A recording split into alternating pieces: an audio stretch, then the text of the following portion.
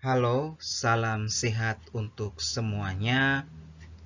Kita bersyukur pada pertemuan ini, pertemuan yang kedua, kita masih dapat dipertemukan oleh Tuhan untuk memulai perkuliahan kita pada mata kuliah klimatologi. Pada pertemuan yang terdahulu, kita sudah membahas tentang kontrak kuliah kita, lalu juga kita sedikit mengenal tentang definisi umum, klimatologi, unsur-unsur yang terkandung di dalam iklim. Harapan Pak, apa yang sudah kita pelajari itu bisa membekali kalian untuk kemudian masuk pada pertemuan-pertemuan selanjutnya.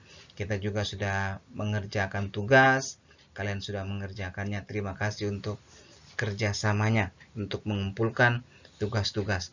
Sebelum kita memulai pertemuan kita, pertemuan yang kedua ini, Pak ajak kita untuk tundukkan kepala sejenak, sekitar 30 detik kurang lebih untuk kita meminta pertolongan Tuhan, sehingga perkuliahan kita ini dari awal sampai akhirnya boleh dalam lindungan Tuhan dan boleh berhasil. Mari kita berdoa.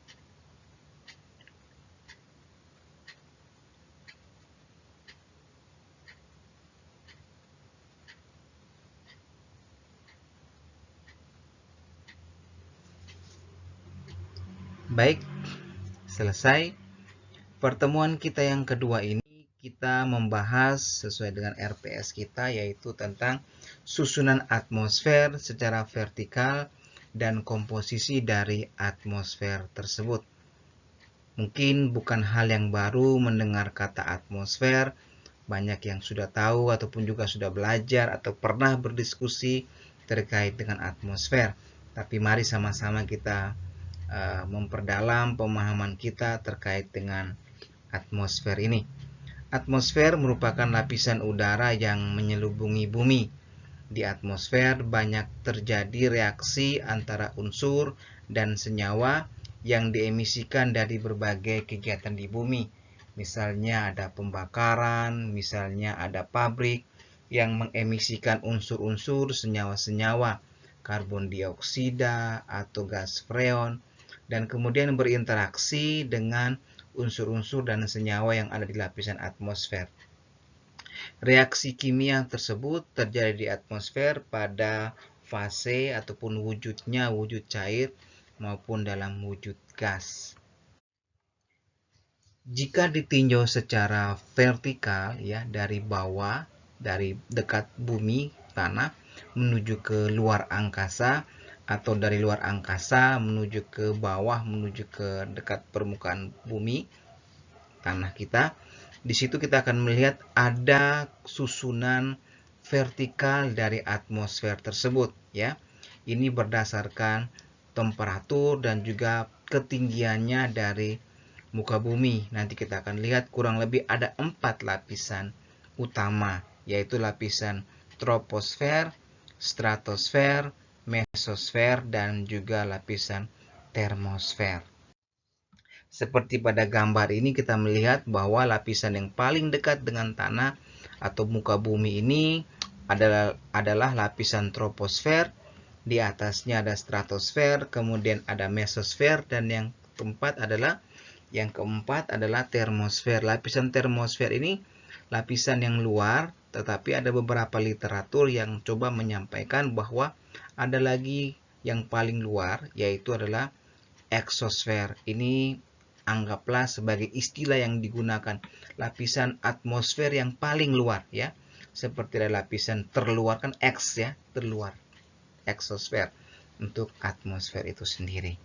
Nah, mari kita lihat setiap lapisan tersebut, ciri-ciri ataupun juga hal-hal unik yang dimiliki oleh lapisan-lapisan pada atmosfer. Lapisan yang pertama adalah lapisan troposfer. Lapisan troposfer ini merupakan lapisan yang paling dekat dengan muka bumi ini. Nah, lapisan ini di bagian khatulistiwa ketebalannya mencapai sekitar 15 km. Sedangkan di bagian kutub, baik itu kutub utara maupun kutub selatan, ketebalannya kurang lebih sekitar 10 km. Temperatur ya dari lapisan ini dia berkurang dengan adanya pertambahan ketinggian dari permukaan bumi. Jadi makin ke atas dia suhunya semakin berkurang. Di sini dikatakan penurunan temperatur disebabkan efek pemanasan yang kuat pada permukaan bumi akibat absorpsi radiasi UV.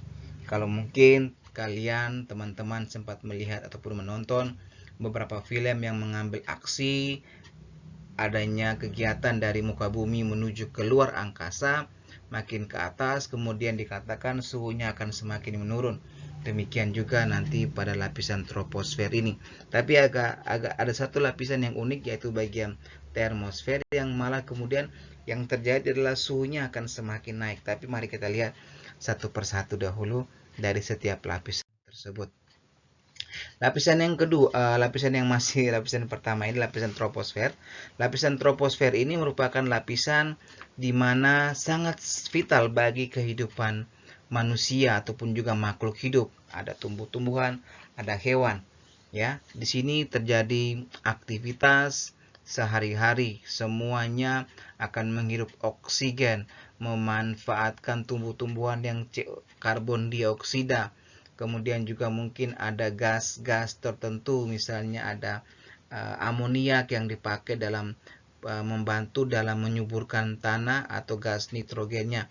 Nah, gas-gas tersebut itu dia ada pada lapisan troposfer ini, berinteraksi pada lapisan troposfer ini. Maka dikatakan lapisan troposfer ini vital bagi makhluk hidup ya, entahkah kita manusia, tumbuh-tumbuhan, hewan ataupun juga mikroorganisme.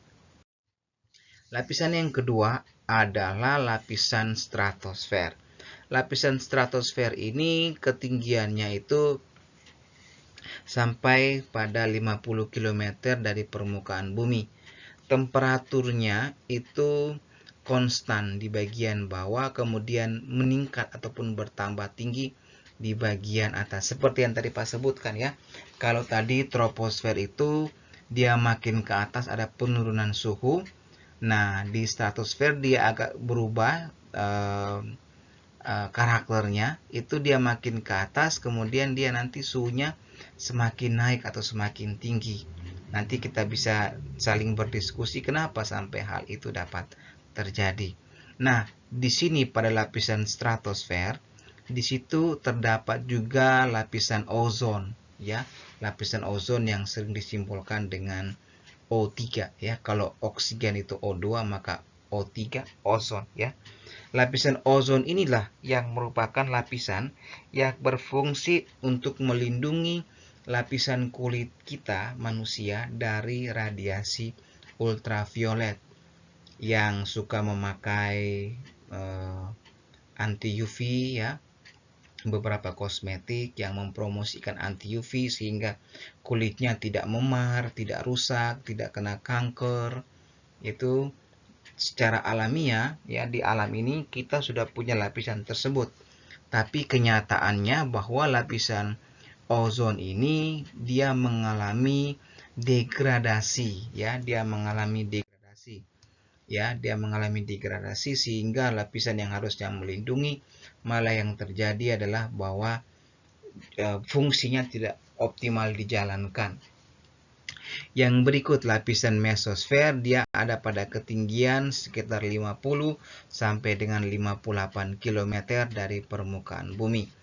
Temperaturnya terus menurun dengan bertambahnya ketinggian dan mencapai suhu terendahnya 175 derajat Kelvin ya, suhu yang paling dingin untuk lapisan atmosfer ya.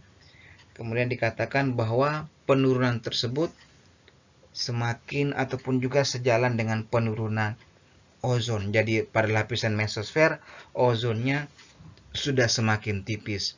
Pada lapisan stratosfer lah ozon itu menjadi lapisan yang tebal atau lapisan yang paling banyak untuk mendukung penangkisan ataupun juga perlindungan terhadap radiasi UV ultraviolet. Yang paling luar adalah lapisan termosfer. Tadi kita katakan eksosfer istilah untuk yang paling luar, Tapi ada literatur yang mengatakan lapisan termosfer. Kenapa sampai lapisan termosfer ini? Ya karena di paling luar itu kan suhunya semakin panas. Kita ketahui bahwa yang paling dekat dengan matahari ya lapisan luar tadi. Sehingga tentu pada daerah ini suhunya ini dia bisa mencapai dikatakan di sini bisa mencapai dengan 1000 derajat Kelvin. Tinggi sekali ya suhunya. Maka nanti mungkin ada beberapa juga Pak sedikit menyampaikan, mungkin ada beberapa film juga yang mengatakan kalau sampai keluar ya kemudian kita akan terbakar hangus ya. Hanya orang-orang ataupun juga kekuatan-kekuatan tertentu yang bisa bertahan pada suhu yang tinggi tersebut. Sedangkan kita di bumi saja dengan suhu yang sekian derajat Celcius itu kita sudah mengeluh, apalagi mencapai dengan derajat Kelvin ya, tinggi sekali ya, luar biasa. Nah, itu lapisan tadi yang sudah kita lihat secara definisi ataupun juga karakter. Gambarnya seperti yang diambil dari US Navy Weather Research Facility yang ada di Washington DC. Di sini kita bisa melihat bahwa susunan-susunannya ada lapisan troposfer ini, ya, lapisan troposfer. Kemudian ada di sini ada tropopause, ada juga kemudian stratosfer, kemudian ada mesosfer, diantaranya ada stratopause, kemudian ada lapisan mesopause ya, antara mesosfer dan juga antara dengan termosfer, dan yang paling luar atau mungkin dikatakan anggaplah sebagai exosfer. Nah, karakternya yang menarik seperti ini. Ini temperaturnya, temperatur kalian bisa melihat ya. Dari sini dia mengalami peningkatan suhu sampai di atas ya, sampai ke atas. Kemudian di bagian ini kita bisa melihat bahwa ada derajat Kelvin, ada derajat Celcius ya, ada derajat Fahrenheit ya, derajat Fahrenheit, derajat Celcius dan juga derajat Kelvin. Yang paling tinggi seperti yang tadi sudah kita ketahui bahwa pada lapisan termosfer lah dia itu mencapai suhu yang paling tinggi. Di sini kita juga bisa melihat bahwa kecepatan bunyi itu juga bervariasi ya, sudah ada nilainya yang kemudian diberikan oleh US Navy Weather Research ini ya, kemudian dia memperoleh nilai-nilai seperti yang ada dalam gambar ini. Nah, ozon tadi ya, ozon tadi ada pada lapisan stratosfer ya, sampai kepada lapisan mesosfer yang paling bawah. Semakin ke atas dia semakin tipis. Ozon tadi fungsinya sebagai pelindung terhadap apa? Terhadap radiasi ultraviolet yang dapat menyebabkan kita kanker. Nah, yang hitam-hitam seperti ini nanti kita akan melihat bahwa inilah awan. Nanti kita sudah pelajari waktu minggu lalu tentang bagaimana ada komponen iklim perawanan ya. Kita melihat di sini ada awan yang punya pengaruh juga terhadap iklim, dan awan juga dipengaruhi oleh iklim. Jadi mereka berinteraksi, dipengaruhi dan juga mempengaruhi. Nah, secara komposisi ya, tadi itu kan kita melihat tentang letak atau susunannya dari bawah menuju ke atas. Nah, kemudian secara komposisi ataupun bagian-bagian yang ada di atmosfer itu sendiri, mulai dari tadi keempat lapisan tadi, troposfer sampai dengan lapisan yang paling atas atau lapisan termosfer ataupun juga ada yang mengatakan exosfer tadi, diketahui ya bahwa ada komposisinya, ada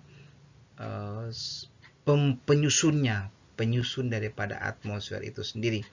Nah, hasil yang bisa kalian lihat di sini, bisa kalian ketahui bahwa untuk ada beberapa gas, terutama itu pada nitrogen dengan simbol N2, konsentrasinya part per million volume atau anggaplah 1/1000 konsentrasi, itu dia ada sekitar 280 ya, 280.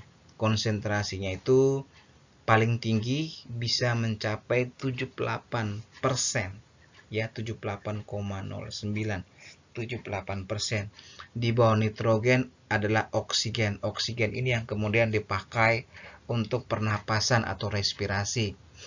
Baik itu kita, ada juga tumbuh-tumbuhan, ada juga mungkin mikrobia yang aerobik yang membutuhkan oksigen.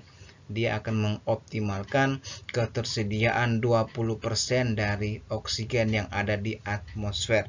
Lalu ada argon ya, yang ketiga. Lalu ada karbon dioksida yang juga dimanfaatkan oleh tumbuh-tumbuhan ketika nanti membentuk gula dalam proses fotosintesis ya. Ada neon, ada helium, ada metana ya. Ini Pak memberikan sedikit warna merah, ini nanti akan Pak jelaskan kenapa dia sampai kemudian memberi ataupun Pak memberikan berwarna merah, karbon dioksida maupun metana. Kemudian ada krypton, ada hidrogen ya. Tapi dari slide ini hal yang menariknya itu bahwa nitrogen sebagai gas dengan komposisi di atmosfer yang tertinggi, dia mencapai 78%. Oke, kemudian yang berikut, nah ini juga ada yang merah untuk karbon monoksida CO simbolnya, dan juga ada sulfur dioksida ataupun SO2. Nah, Pak memberikan warna merah ini ada alasannya, yaitu bahwa untuk kurang lebih 4 gas ini akan berperan ataupun memiliki pengaruh ketika kita akan belajar tentang yang namanya pemanasan global ataupun global warming ya. Global warming, isu global warming atau pemanasan global yang sedang hangat-hangat sekarang diperbincangkan, baik itu skala nasional bahkan sampai skala internasional, diketengahi bahwa ada beberapa gas yang memicu, antara lain tadi sudah ada gas karbon dioksida, ada gas metana, dan juga ada gas karbon monoksida atau CO. Sedangkan warna untuk sulfur dioksida ini Pak berbeda karena nanti sulfur dioksida akan berperan atau memiliki pengaruh ketika terjadi yang namanya peristiwa hujan asam ya, peristiwa hujan asam, acid rain ya. Nanti kalian bisa lebih dalamnya, tapi ini karena di komposisinya bisa kalian tahu dulu, atau bisa kalian tanyakan setelah kita Pak beri kesempatan untuk kalian mengajukan pertanyaan, silakan. Nah, itu kurang lebih pertemuan kita bagaimana atmosfer yang terdiri atas 4 bagian besar atau 4 lapisan, ada ciri-cirinya, lalu ada susunannya, ada komposisinya dari atmosfer. Yang tertinggi ada nitrogen, yang kedua tadi adalah oksigen yang diperlukan untuk kita manusia dan juga tumbuh-tumbuhan, hewan ataupun bakteri yang membutuhkan oksigen. Lalu juga tadi ada 4 gas yang Pak beri warna merah dengan maksud supaya kita tahu bahwa gas-gas tadi memiliki peran dalam isu yang namanya isu pemanasan global atau global warming issue ya. Nah, untuk tugas ini ada di Edmodo, Pak sudah men-settingnya. Setelah kuliah ini kemudian nanti kalian bisa membuka aplikasi Edmodo dan kalian bisa mengajukan pertanyaan, menjawab pertanyaan seperti yang ada dari 3 pertanyaan ini yang sudah ada di Edmodo. Nah, tolong diperhatikan ketika menjawab dan mengupload jawaban itu, uploadlah di bagian tugas ya, bukan diupload di bagian atau di halaman depan Edmodo, tapi uploadlah di bagian tugas. Ada beberapa teman yang sudah berhasil mengupload jawabannya di bagian tugas, sedangkan yang lainnya masih mengupload di bagian halaman depan. Tolong nanti diubah, tolong nanti diperhatikan cara mengupload di bagian yang tepat. Soalnya ada kurang lebih 3 ini, yaitu bahwa diminta menyebutkan gas dan jumlahnya yang paling banyak di atmosfer, kemudian kalian bagaimana atmosfer dapat melindungi kulit manusia. Ya, bagaimananya ya, jadi caranya seperti apa, bukan cuma menyebutkan lapisannya tapi caranya seperti apa. Kemudian diminta untuk menjelaskan secara singkat keempat lapisan yang sudah sempat Pak sebutkan tadi. Ya, kurang lebih seperti itu. Nanti kalian bisa mengajukan pertanyaan ataupun juga berdiskusi terkait dengan materi ataupun juga hal-hal yang mungkin belum kalian pahami dari materi ini. Terima kasih, Pak sudahi dulu. Sampai ketemu. Salam sukses selalu.